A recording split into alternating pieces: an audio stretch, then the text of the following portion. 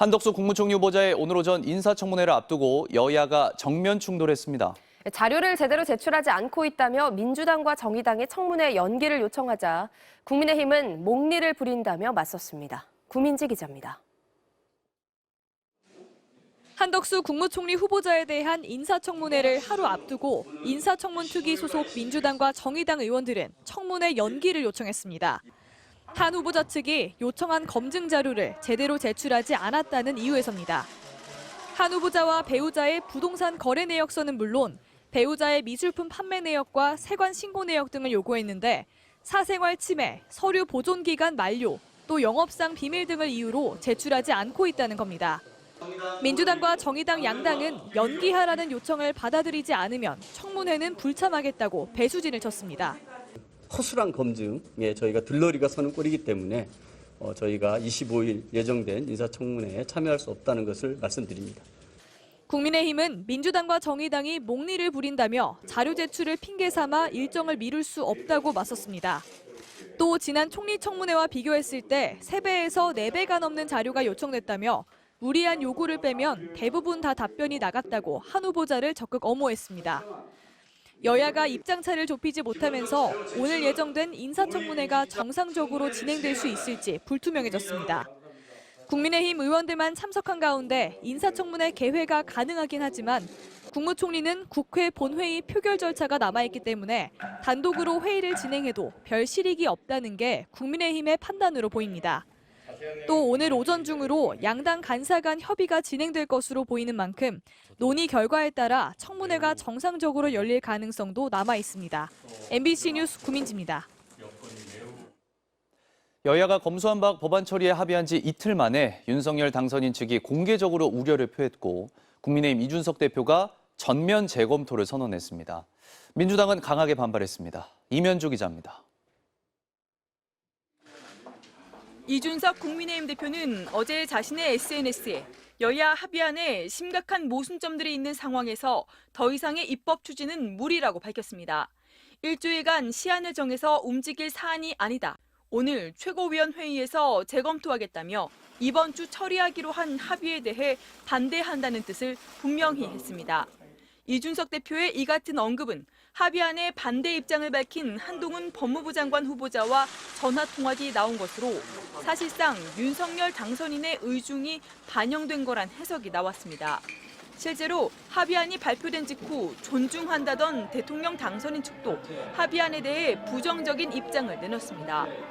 배현진 대변인은 윤 당선인이 국민들이 우려하는 모습을 잘 듣고 지켜보고 있다고 했고 안철수 위원장은 여야 합의에 국민들이 분노하고 있다며 성토했습니다. 정치인들이 스스로 정치인에 대한 검찰의 수사를 받지 않게 하는 것, 그것이야말로 이해상충 아니겠습니까?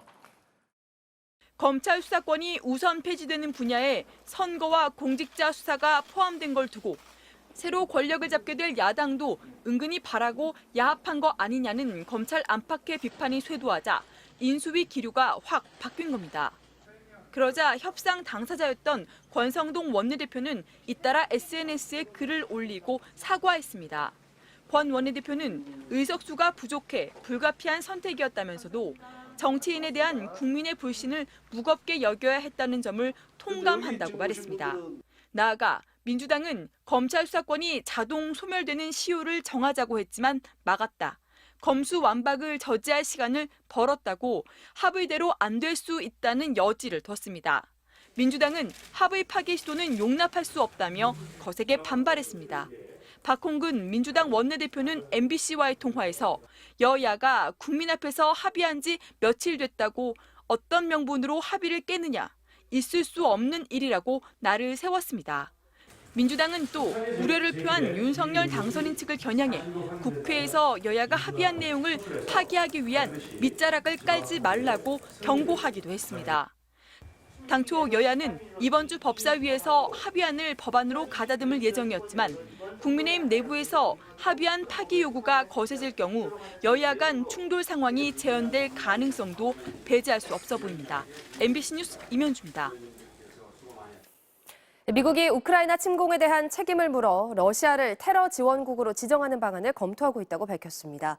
미국은 또 우크라이나에 대한 대규모 원조 계획을 조만간 발표할 예정입니다. 뉴욕에서 이용주 특파원입니다.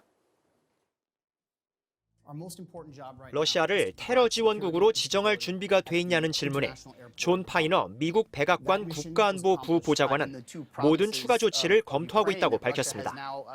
그간 미국이 취해온 원론적인 입장과 다르지 않습니다. 하지만 시점이 중요합니다. 앞서 젤렌스키 대통령은 우크라이나를 방문할 예정인 미국 국무장관과 국방장관이 빈손으로 오진 않을 거라고 공개적으로 언급했습니다.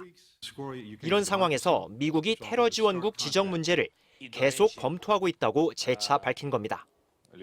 우크라이나는 민간인에 대한 무차별 공격을 근거로 미국 등 서방의 적극적인 대응을 촉구해왔습니다.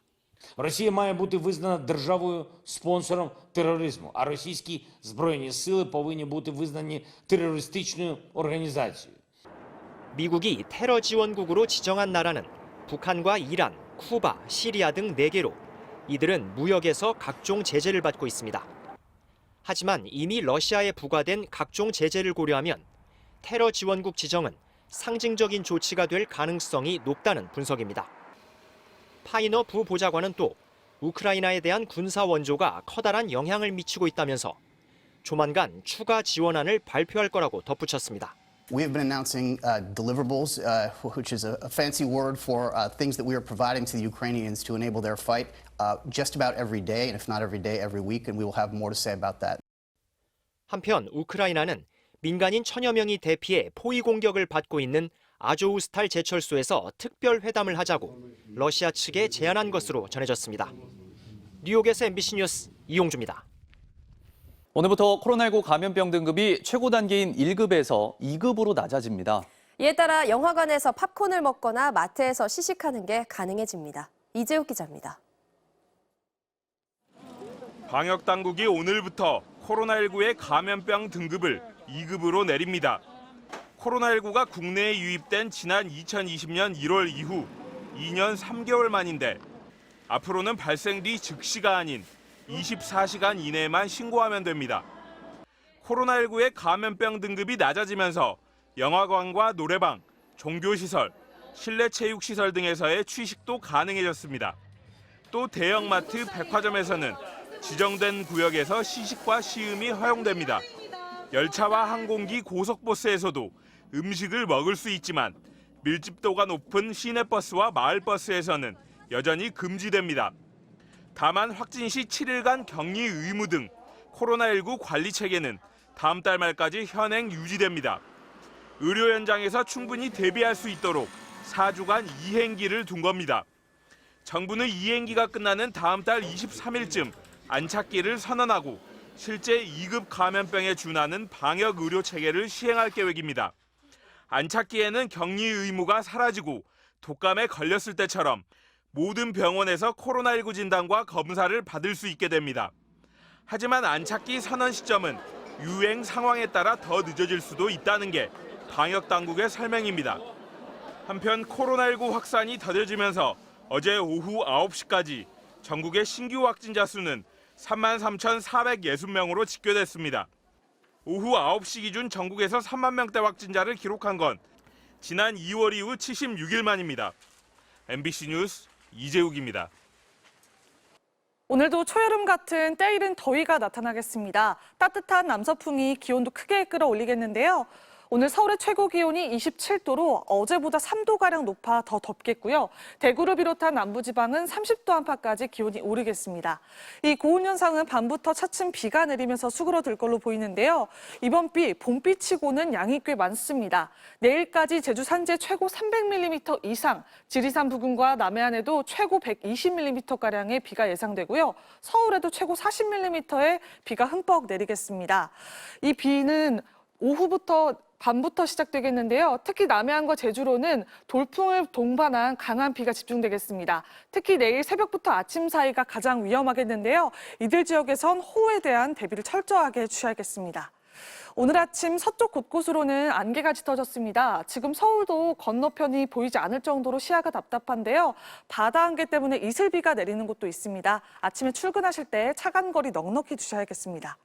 오늘 전국 하늘 대체로 흐린 가운데 밤부터는 충청 남부지방으로 비가 시작되겠습니다. 현재 기온은 서울이 17.2도, 대전이 16.2도를 가리키고 있고요. 한낮 기온은 서울이 27도, 대전 28도 안팎까지 예상됩니다. 내일 비가 그치고 나면 기온이 큰 폭으로 떨어집니다. 서울의 아침 기온 9도까지 예상되고 있습니다. 날씨였습니다.